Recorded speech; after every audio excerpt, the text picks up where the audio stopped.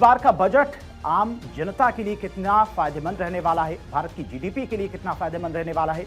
हमारे साथ तमाम मेहमान भी जुड़े हुए हैं। हमारे सहयोगी पूर्णिमा इस वक्त शार्क टैंक के स्टूडियो में मौजूद हैं। वो बजट को लेकर लगातार चर्चा भी कर रही कि ये बजट कितना भारत के लिए, भारत की इकोनॉमी के लिए फायदेमंद रहने वाला है।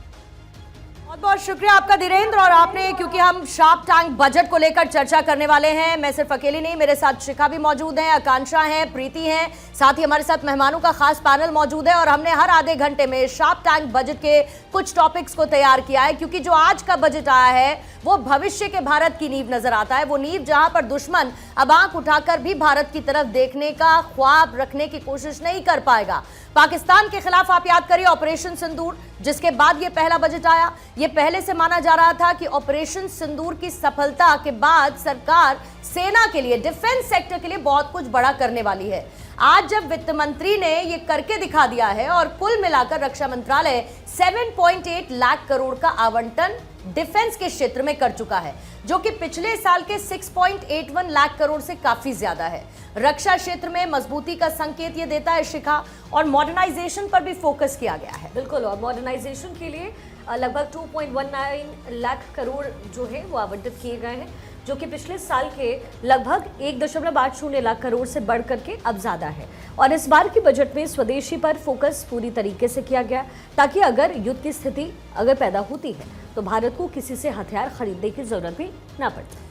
यानी मतलब क्लियर है कि इस बार का रक्षा बजट धुरंधर है। चीन पाक के इलाज के लिए ये बजट देश की जरूरत था, जिसे प्रधानमंत्री मोदी के नेतृत्व में वित्त मंत्री निर्मला सीतारमण ने 15% तक बढ़ाकर अपने इरादे आज बता दिए हैं। आज हम इसी रक्षा बजट को लेकर आगे चर्चा करेंगे, लेकिन उससे पहले कुछ और बातें इस रक्षा बजट को लेकर आपको बता दें। बिल्कुल, तो देखिए किस तरीके से अगर हम 2025 की भी बात करें तो उस वक्त भी हमने देखा था कि फोकस डिफेंस सेक्टर पर था, उस वक्त भी काफी ज्यादा बढ़ाया गया था। इस बार भी इसी तरीके से किया गया है। ऑपरेशन सिंदूर के बाद ये पहला बजट है। डिफेंस बजट में 14.5% का उछाल नजर आया है। पिछले साल की बात करें तो 9.5% बढ़ा था रक्षा बजट, और रक्षा क्षेत्र के लिए 7.8 लाख करोड़ का खजाना यहां पर दिया गया है।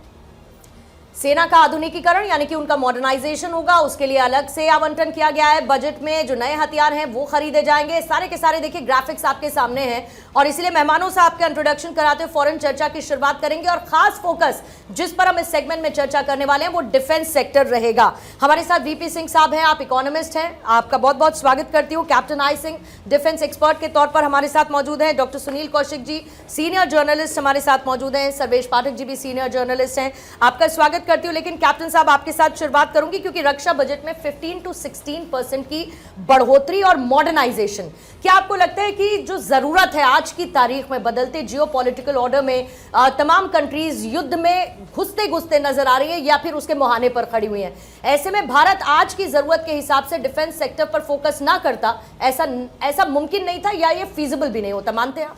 निश्चित तौर पर पूर्णिमा, मैं ये कहना चाहूँगा कि आज के जो दुनिया के हालात हैं उनको मद्देनज़र बजट में जो 4.5 का जो बढ़ोतरी हुई है वो ठीक है फिलहाल, मगर इससे भी ज़्यादा होना चाहिए, क्योंकि आज जिस देश की सेना मजबूत है वो देश हर तरह से सक्षम है।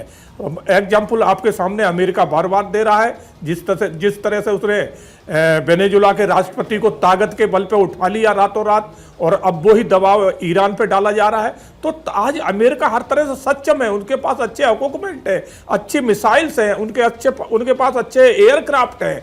तो ये सब चीजें जिस देश के पास है वो देश हर तरह से सक्षम है। तो इसलिए सेना का बजट जो बढ़ाया है, मैं ये नहीं कहूंगा कि कम है, ठीक है, मगर सेना को सिक्योरिटी ड्रिवन बजट है ये शिखा। बिल्कुल सुनील जी, जब भी रक्षा के क्षेत्र की बात होती है, प्रधानमंत्री मोदी कहते हैं आत्मनिर्भर भारत बनेगा, और डिफेंस के सेक्टर में हम धीरे धीरे और ज्यादा आगे बढ़ेंगे।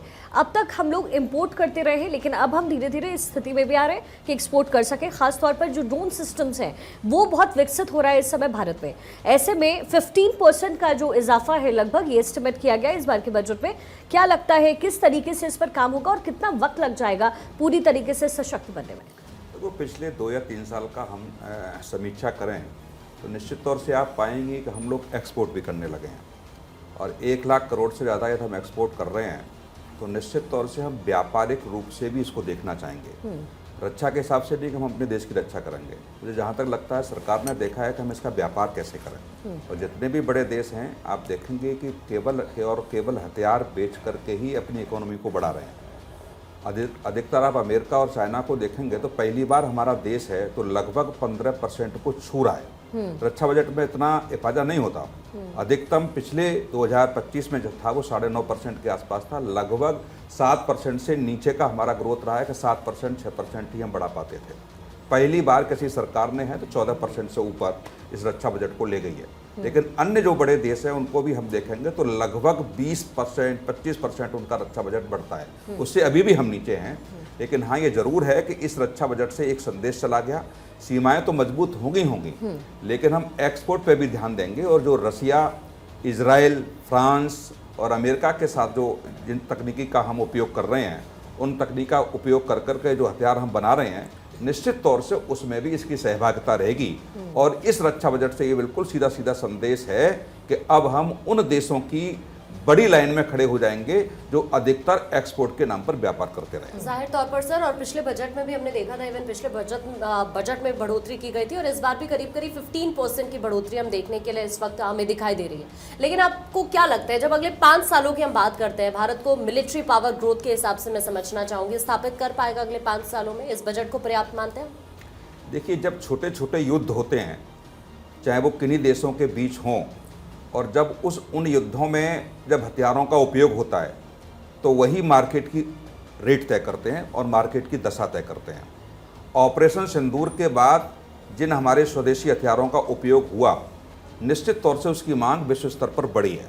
तो ये सरकार की जिम्मेदारी भी बनती है कि उनको हम अंतर्राष्ट्रीय स्तर पर कैसे स्थापित करें, वो मार्केट के साथ साथ उन हथियारों को जो ऑपरेशन सिंदूर के दौरान उपयोग हुए। तो ये ऐसा अधिकतर छोटे छोटे युद्ध के बाद हम देखेंगे, 71 के बाद देखेंगे तो थोड़ा बढ़ोतरी हुई थी, 65 के बाद देखेंगे थोड़ा बहुत बढ़ोतरी हुई। लेकिन ऑपरेशन सिंदूर बड़ा युद्ध नहीं था, केवल 4 दिन का एक ऑपरेशन था।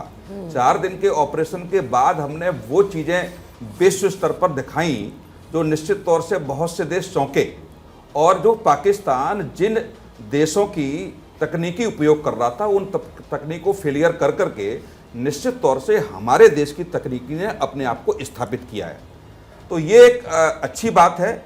और मैं जहाँ तक देख रहा हूँ कि जो अगले 5 साल का आपने कहा था कि अगले साल हम फिर देखेंगे कि लगभग 15% या 20% बढ़ोतरी होती है कि नहीं होती है।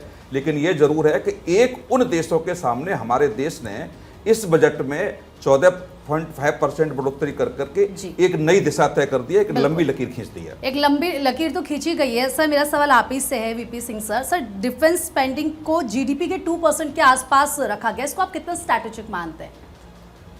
जिस तरह से हमारी और चैलेंजेस हैं, उसके हिसाब से डिफेंस के ऊपर बजट बढ़ाना बहुत ही मुश्किल हो जाता है, क्योंकि गृहिणियाँ कहेंगी हमारे लिए ये खर्चा बढ़ रहा है, मेडिकल पे इंफ्रास्ट्रक्चर हमारा बहुत अच्छा नहीं है, उसमें भी बहुत ज़्यादा पैसे की ज़रूरत है। तो हर 1% डिफेंस में बढ़ता हुआ बजट दूसरी तरफ हमको कम करता है। लेकिन जैसे जैसे आर्थिक स्थिति देश की बढ़ रही है, जैसे जैसे देश का खजाना बढ़ता है, जैसे जैसे देश की तरक्की बढ़ती है, हमें डिफेंस पे बढ़ाना ही पड़ेगा। ये तो हर एक हाउस होल्ड में भी है कि आपके पास आप ज़्यादा धनी हो तो आपको सुरक्षा के लिए ज़्यादा वो करना है। तो 2% 2.5% तो बहुत अच्छा प्रोपोर्शन नहीं है, लेकिन हमारी इस समय मुश्किलें इतनी ज़्यादा हैं कि हमें एजुकेशन पे भी करना है, हेल्थ पे भी करना है, इनोवेशन पे भी करना है, डिजिटाइजेशन पे भी करना है। तो उस हिसाब से मैं ये कहूँगा कि ये बहुत ही अच्छा स्टेप है। 30 सेकेंड्स में सिंह साहब ये ज़रूर बताइएगा कि डिफेंस के क्षेत्र में आत्मनिर्भरता इकोनॉमिकली भारत को कितना बूस्ट देगी, क्योंकि हमारी डिपेंडेंसी रही है। एक मल्टीप्लायर इफेक्ट होता है कि अगर आपने 1 रुपया का इन्वेस्ट किया किसी जगह तो उसका जीडीपी के ऊपर कितना असर पड़ता है। तो ये मल्टीप्लायर इफेक्ट जो है इसमें 0.6 से लेके 1.5 तक आता है। हमारा अभी करीब 0.859 के आसपास आ रहा है। तो धीरे धीरे मुझे लगता है कि ये बहुत जल्दी 1.25 1.5 के आसपास पहुंच जाएगा। सर्वेश पाठक साहब, ये चर्चाएं बहुत समय से चल रही थी। जब हम बाकी कंट्रीज को देखते थे, जीडीपी का ज्यादा परसेंटेज वो अपने डिफेंस सेक्टर को मजबूत करने पर करते थे, लेकिन हमने इसमें एक बहुत अच्छी प्रोग्रेस की है। और सबसे इंपॉर्टेंट कि आपकी युद्ध तैयारी की दिशा क्या है, ये तय करना बहुत ज़्यादा ज़रूरी है, क्योंकि चैलेंजेस भी हमने अपने आसपास देशों के पर्सपेक्टिव से, या आप कह लीजिए कि बाकी देशों में जो युद्ध चल रहा है, हमारी स्टैंडिंग पावर पड़ोसी हमारा पाकिस्तान है, तो ये सारी की सारी चीज़ें ज़रूरी थी। आधुनिकीकरण की कितनी ज़रूरत है, क्योंकि अब वॉर के तरीके बदल रहे हैं।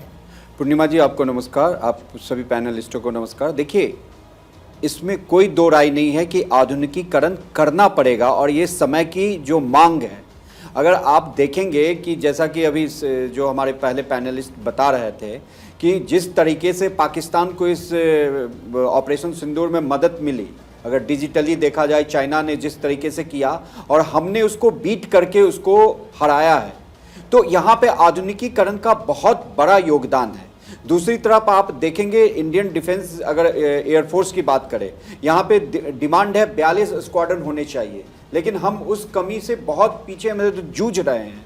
तो ये बहुत, अगर 2% के आसपास 1.97% है जीडीपी का, अगर अभी डिफेंस बजट देखें तो ये मैं मानता हूं कि उस मामले में अभी बहुत कम है। अगर आप यूएस का देखेंगी तो उसका जो डिफेंस बजट है जीडीपी का 3.4% है।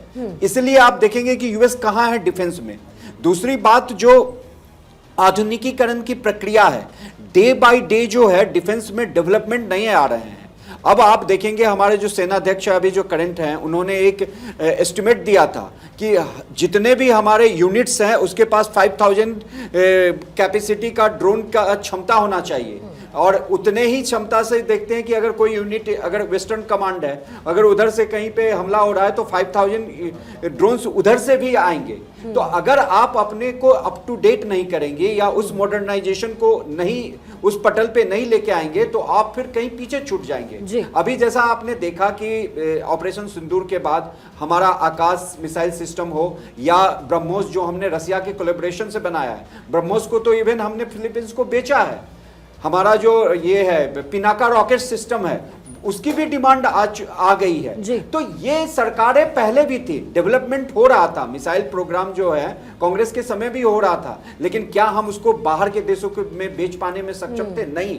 अभी हमने उससे रेवेन्यू जनरेट किया है, और वो तभी सक्षम है जब हम अपने यहाँ पे इंडिजीनियस मजबूत डिफेंस बनाए, जो बजट का एलोकेशन है उसको थोड़ा बढ़ाएं। इसमें कोई दो राय नहीं है कि हमारे यहाँ शिक्षा में भी जरूरत है, उसके साथ साथ स्वास्थ्य में भी जरूरत है, लेकिन अगर हम अपने आप को इक्विप्ड कर ले, अच्छे तरीके से रक्षित कर लें, तो फिर कोई भी देश कितना भी बड़ा क्यों ना हो, हम पे आंख उठा के नहीं दे सकता। बिल्कुल। और सिंह सर, क्या यही वजह है कि इस बार क्वांटिटी से ज्यादा कैपेबिलिटीज पर ध्यान दी जा रही है, और खासतौर पर मोदी सरकार में ये हुआ भी है?